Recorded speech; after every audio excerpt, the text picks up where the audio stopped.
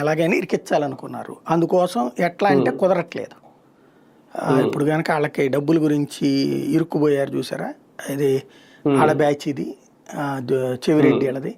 అట్లాంటిది వీళ్ళ విషయంలో ఏం నాటకం ఆడుతున్నారా అంటే, వీళ్ళు ఏ రోజుల్లో డబ్బులు డ్రా చేశారో ఆ లెక్క తీపిచ్చి తీసి, ఇప్పుడు జోగి రమేష్ కాదు, ఇప్పుడు వాళ్ళ మెయిన్ తమ్ముడికి వీళ్ళకి మంచి కాంట్రాక్ట్స్ అయ్యి ఉన్నట్టున్నాయి.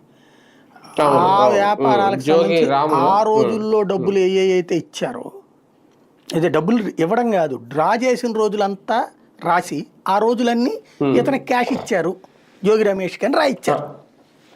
ఓకే, అదంటే ఎవరో కానీ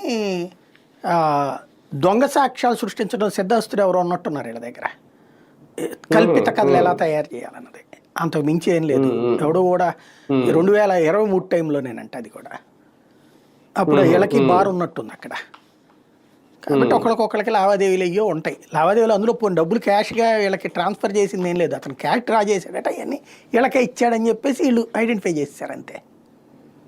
ఏం నిరూపణ అవుతుంది, ఏం అవ్వదు సావదు కేసు.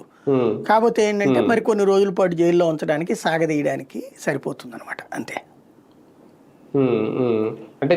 దొంగ కేసు, పచ్చి దొంగ కేసు. జోగి రమేష్ అయితే ఇప్పటికీ అది ఎక్విట్ అయిపోయేది.